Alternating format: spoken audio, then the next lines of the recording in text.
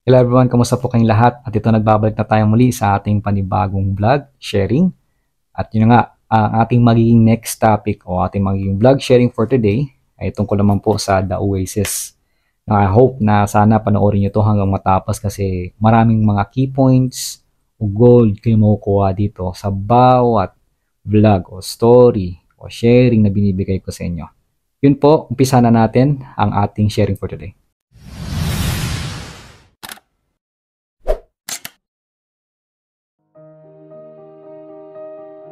Hello everyone, once again, my name is Rudy Claserna. Maraming salamat po kasi nandito na tayo sa ating panibagong vlog sharing.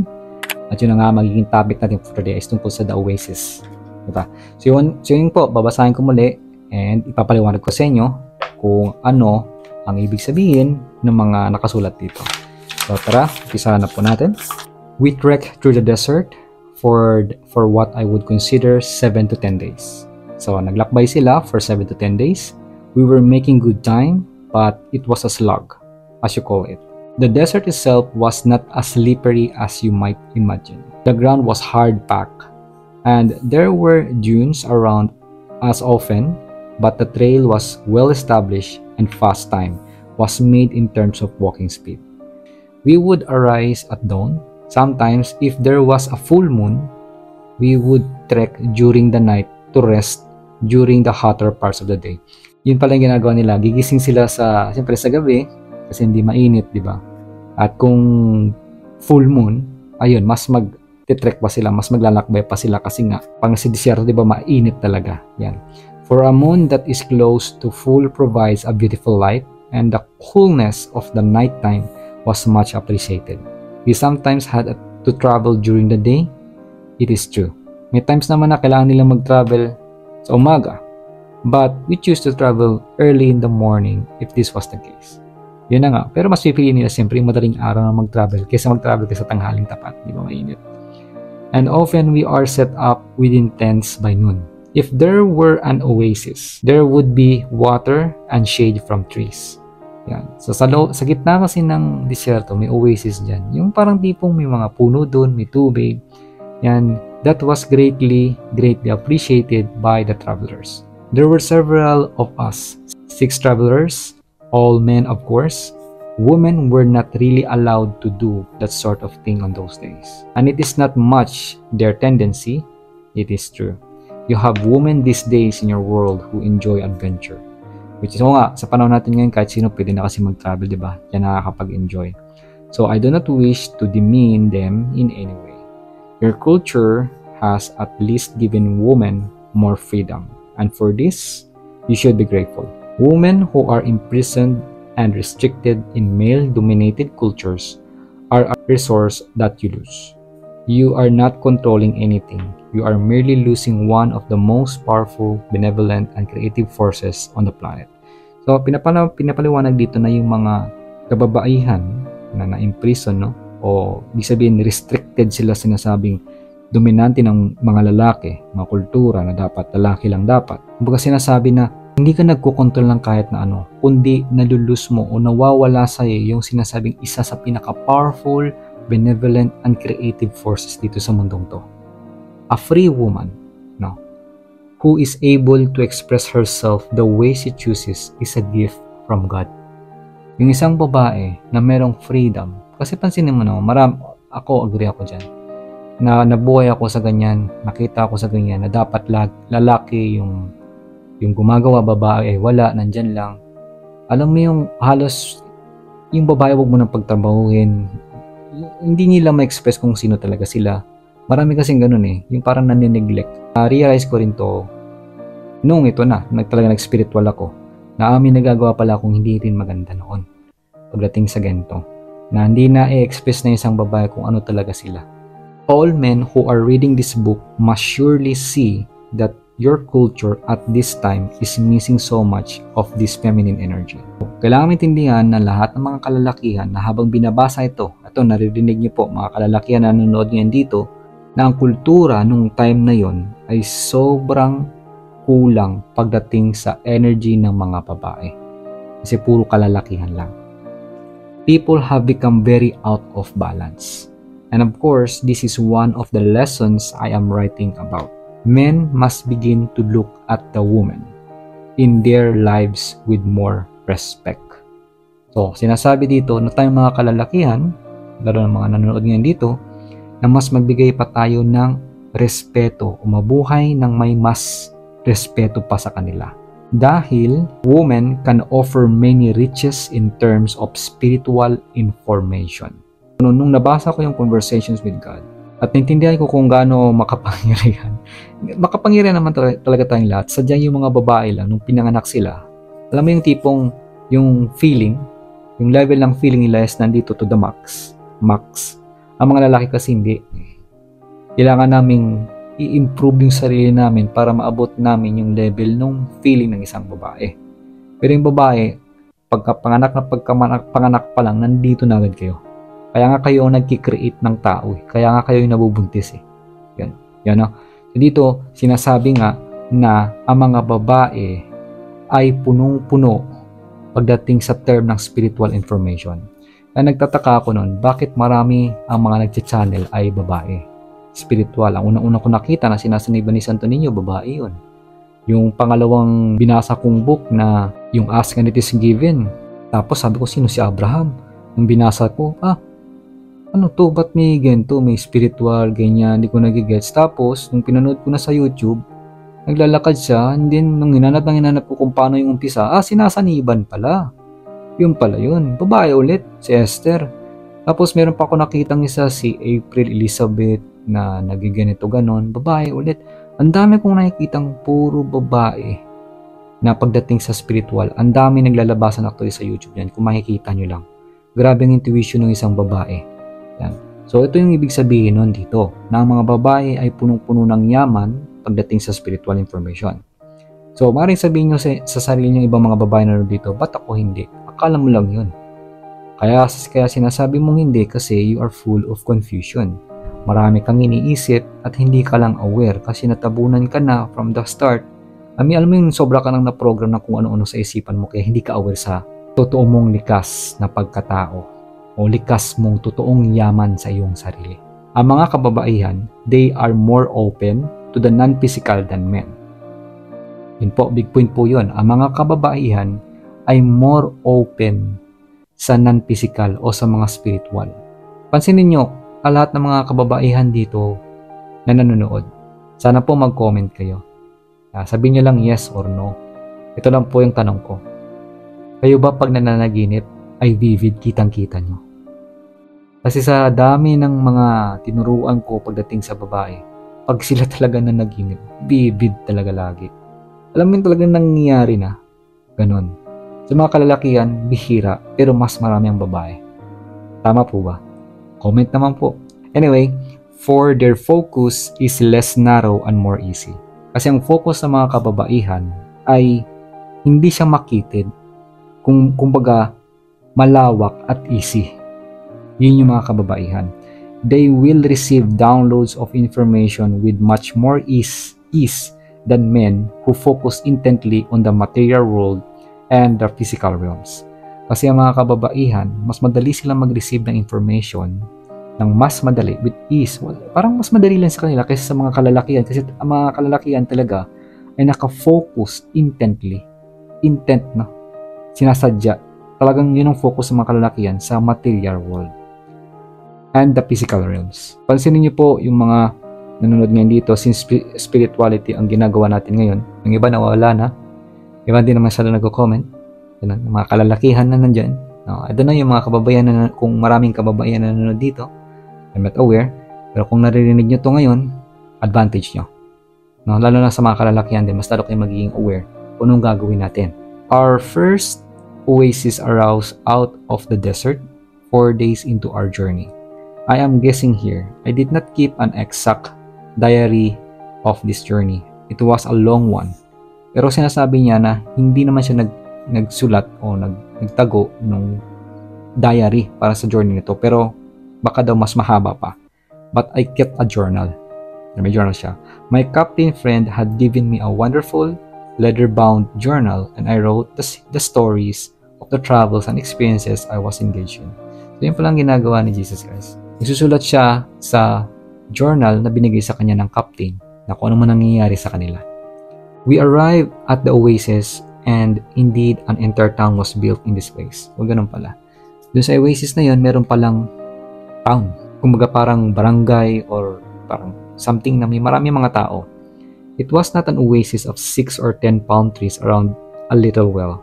This was a massive community of beings around a considerable body of water. So hindi lang pala siya maliit lang na oasis. Sana aware kayo dun. Pwede nyo po search yan sa internet kung ano ibig sabihin ng oasis. Nakikita nyo kasi yung oasis is parang maliit lang minsan at may tubig sa gitna at mayroong mga palm trees na mga 4, 5, ganun lang or 6. Pero itong nakita kasi nila hindi massive malaki. A small lake that was fed by many springs.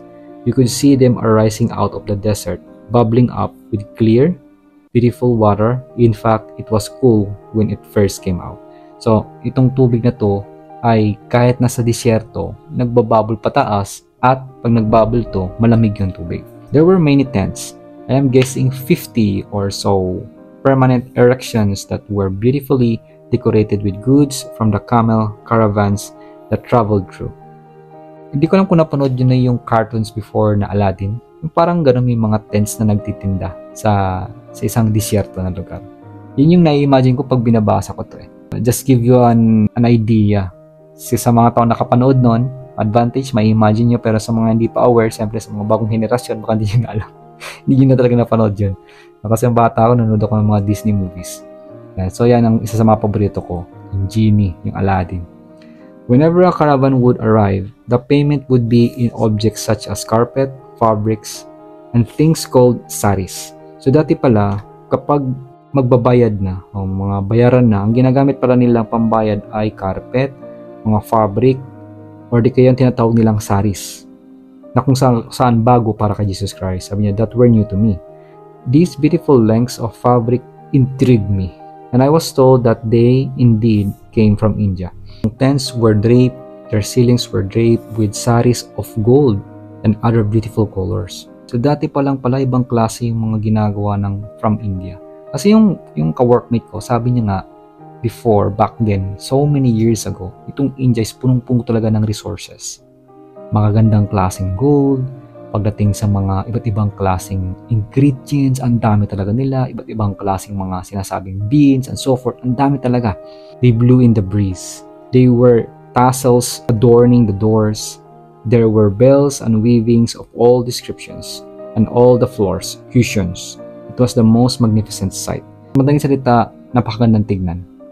Hindi ko ma-imagine kung gaano kaganda eh, but sobrang ganda ang gustong ipahiwating ni Jesus Christ dito. I'd never seen anything like it. My home was a modest one of mud and wool and some bricks that were sun-baked. Kasi yung bahay ni Jesus Christ ay galing sa mud, putik ba? And wood, sa kahoy, and some bricks, ibang bricks na niluto sa araw.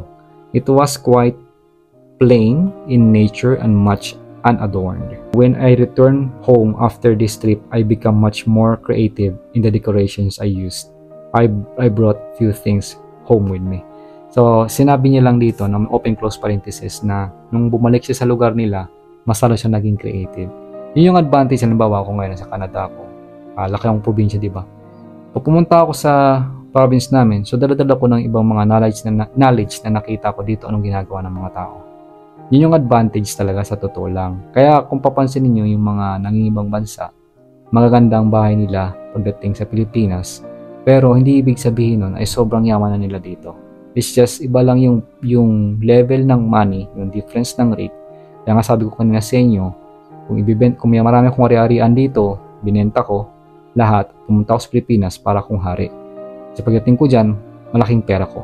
Diba? And then syempre, kasama na dun yung mga ideas na meron sa akin na pwede kong gamitin papunta dyan o gagamitin ko sa Pilipinas or what. Yan. Anyway, yun nga. It was indeed a magnificent sight. This group of palm trees in the desert around this body of water. The busyness there and the children playing, swimming was not permitted because the water was considered such a valuable resource. So yan, may mga bata din pala doon naglalaro at napakaganda talaga ng lugar. So, hindi lang sila allowed swimming, lalo yung mga kabataan kasi yung tubig ay napakahalaga talaga. Siyempre, nasa disyerto ka eh. Yun talaga yun, di ba? Anybody who wished to wash needed to pull water from the lake. Kung sino man taong gustong maghugas, ay kailangan nilang gawin ay yung siguro may timba. Hindi yung tipong doon ka lang basta lulusong. Hindi pala pwede yun, no? They did not allow all and sundry to go into it. And for this, I was very grateful. I drank this water. So, ibang klaseng linis ng tubig pala doon. Diba? Kasi hindi ka pwedeng bastang doon na lang maglilinis o magtatapon. Pero kung titigan nyo po ngayon sa lugar, sa inyo, kung nasaan kayo ngayon, ano kayang sistema ng tubig na ginagawa? Now, dyan nakikita nyo pa rin ba yung basura na tinatapon, ganyan. Dito kasi sobrang linis eh, no? At saka dahil doon pa uminom si Jesus Christ ng tubig. Yan. I could see that if they had not respected the body of water, it could have become contaminated or dirty. But as it was pristine nature, crystal clear and wonderfully cool to the touch. If you managed to fill a bucket from an area where the spring was rising, it must have come from deep in the earth. That is all I knew. So, itong tubig na to ay sobrang linis, crystal clear, sobrang linaw talaga. At sa pagkakaalam ni Jesus Christ, ang tubig na to ay galing sa deep ng mundong ito, ng earth. We spent several days there resting. The break was as much for recreation as it was for rest. So, yung break nila na several days, kumbaga yung purpose nun para din sila ay mag-enjoy. Habang sila nagpapahinga. The man who ran the caravan was very social and he had a woman in the camp that he enjoyed spending with time. So, alam niyo na yun ha? Hindi ko nipapaliwanag. So, we spent 3 days there. I was very intrigued by the entertain and I began to try to learn the language. Pero iba naman ang trip ni Jesus Christ, no? Kumbaga, nag-spend silang 3 days pero mas inumpisahan niyang matutunan yung lengguwahe nila. But in 3 days, one cannot do much. Of course, 3 days lang, so hindi talaga totally matututo ka. Natuto siya in few words by pointing at things and saying the word that I knew from them. Totoo yan eh. Yung tipong pagbago ka pa lang sa mga ibang bansa, halimbawa, Japan. In 3 days, sabihin natin matututo ka some words. Like, kumare, ito, pasok ibig sabihin, computer. Pag laptop kasi, laptop, ibang tawag yan. Pag sinabing book, hong, ang tawag, ganon. Pag sinabing sombrero, boshi, ganon. Pag sinabing damit, yofku, yan. So, depende sa loob ng sabi natin 3 days kahit paano may magigas ka talaga.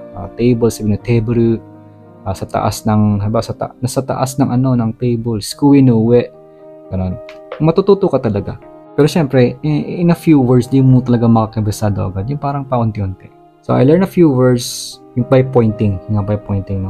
And then, as you might do when you are in a foreign country. I found this quite intriguing. Their language was difficult. It was very guttural in the back of the throat.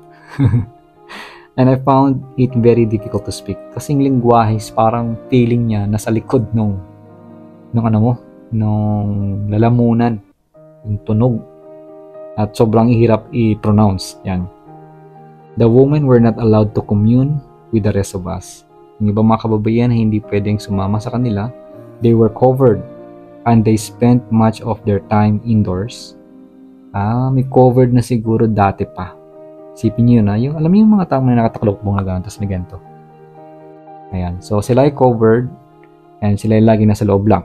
But I cannot blame these people for protecting the women from such itinerant travelers as we were.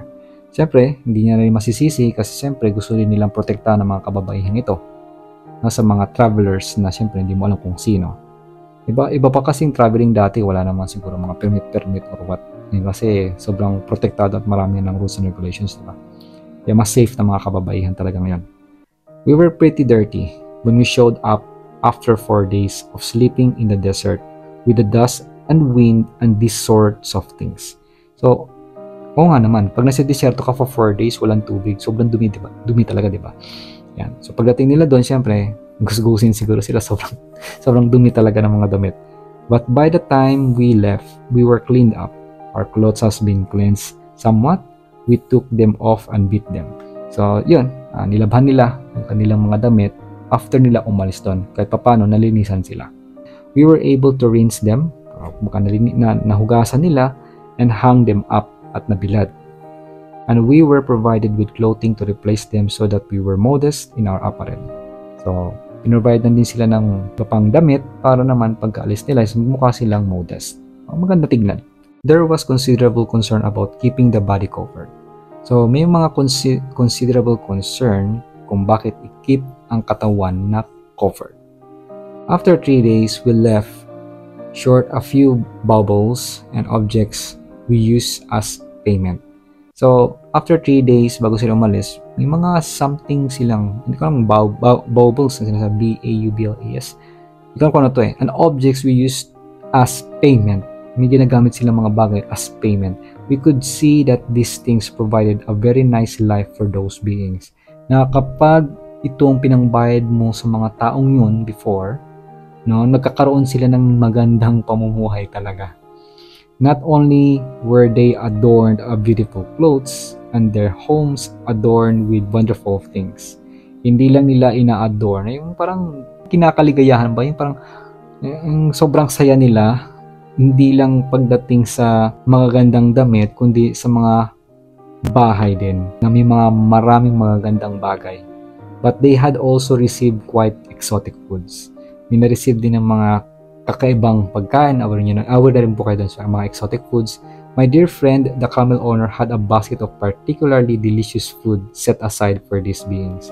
Okay. Siguro, itong kapitan ng kasama nila sa caravan, ay meron na rin pala nakahanda para sa mga taong ito na pagbibigyan. So it was a wonderful way to make a living.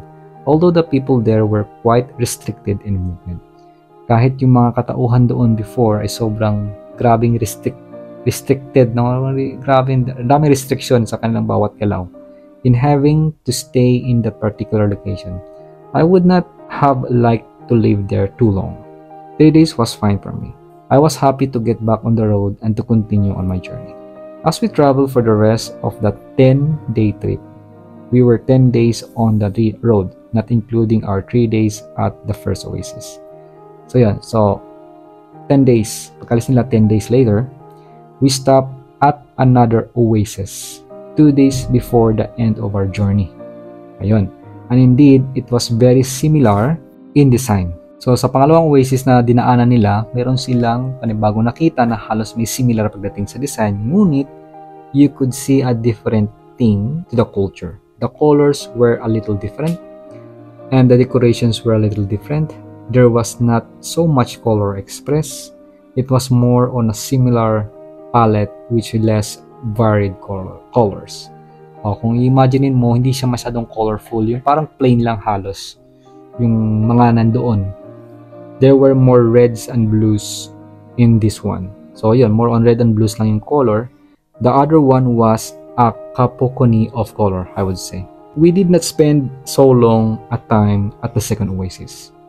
The owner of the caravan was intent on reaching his destination, so we stayed overnight. So nag-overnight lang sila sa pangalawang oasis, and again, paying with products and coins.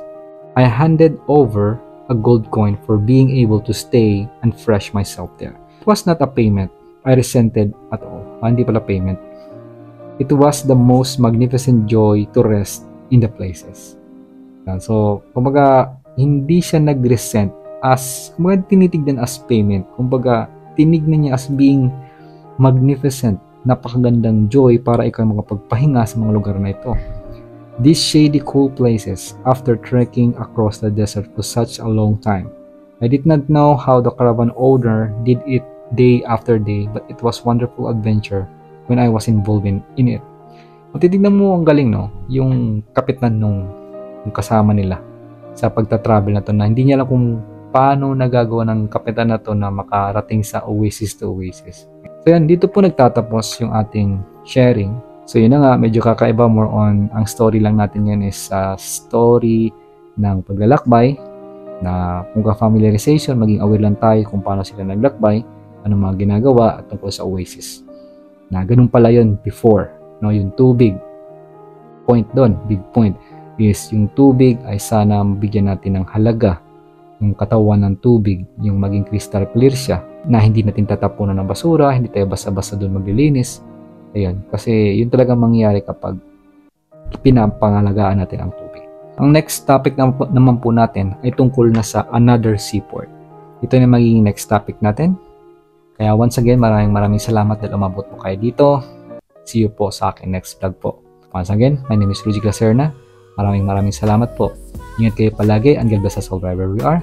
Thank you, thank you, thank you. Love is like the morning sun, shining bright on everyone. Magnetic hearts will intertwine. You touch us off the close.